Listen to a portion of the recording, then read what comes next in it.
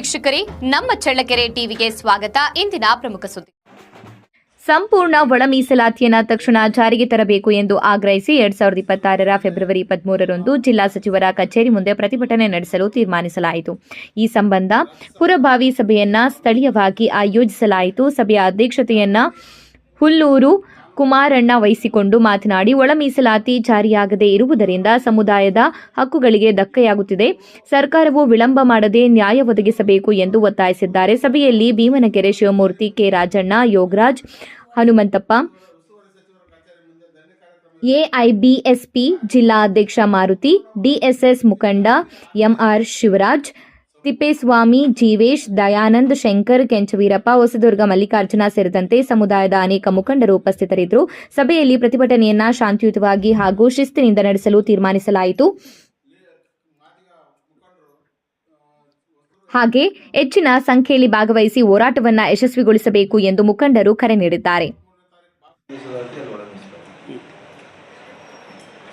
ಬಂಧುಗಳೇ, ಈಗಾಗಲೇ ರಾಜ್ಯ ಸಮಿತಿ ಆದೇಶದ ಮೇರೆಗೆ ಇದೇ ತಿಂಗಳು 23ನೇ ತಾರೀಕಿಗೆ ನಮ್ಮ ಜಿಲ್ಲೆಯ ಉಸ್ತುವಾರಿ ಮಂತ್ರಿಗಳಾದಂಥ ಡಿ ಸುಧಾಕರ್ ಅವರ ಕಚೇರಿ ಮುಂದೆ ಹಿರಿಯೂರಲ್ಲಿ ಸಂಪೂರ್ಣ ಒಳ ಮೀಸಲಾತಿ ಜಾರಿಗೆ ಆಗ್ರಹಿಸಿ ಬೃಹತ್ ಪ್ರತಿಭಟನೆಯನ್ನು ಹಮ್ಮಿಕೊಂಡಿದ್ವಿ.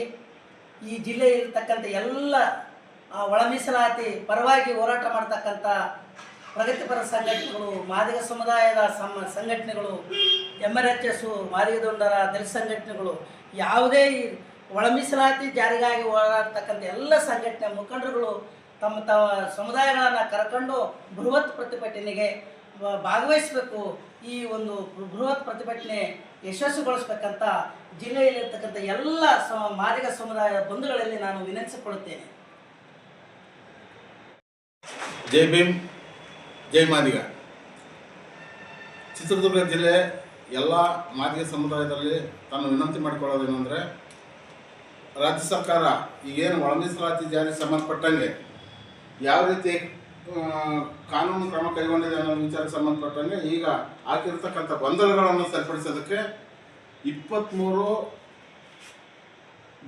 ಫೆಬ್ರವರಿ 23ರಂದು ಎಲ್ಲ ಸಚಿವರ ಕಚೇರಿ ಮುಂದೆ ಧರಣಿ ಕಾರ್ಯಕ್ರಮ ಇರೋದ್ರಿಂದ, ಉಸ್ತುವಾರಿ ಸಚಿವರ ಕಚೇರಿ ಮುಂದೆ ಧರಣಿ ಕಾರ್ಯಕ್ರಮ ಇರೋದ್ರಿಂದ ಕಾರ್ಯಕ್ರಮದ ಉದ್ದೇಶ ಸಂಪೂರ್ಣ ಒಳ ಮೀಸಲಾತಿ ಜಾರಿಗೆ ಆಗ್ರಹಿಸಿ ಒಂದು ದಿನದ ಧರಣಿ ಕಾರ್ಯಕ್ರಮ ಜಿಲ್ಲಾ ಸಚಿವರ ಕಚೇರಿ ಮುಂದೆ ಕಾರ್ಯಕ್ರಮ ಇರೋದ್ರಿಂದ ಎಲ್ಲ ತಾಲೂಕಿನ ಎಲ್ಲ ಮಾದಿಗ ಮುಖಂಡರು ಹಿರಿಯೂರಿನಲ್ಲಿರ್ತಕ್ಕಂಥ ಸಚಿವರ ಕಚೇರಿ ಮುಂದೆ 23ನೇ ತಾರೀಕು ಭಾಗವಹಿಸಬೇಕು ಧರಣಿಯಲ್ಲಿ ಅಂತಕ್ಕಂಥ ಕೇಳಿ ನನ್ನ ಎರಡು ಮಾತನ್ನು ಮುಗಿಸ್ತೇನೆ.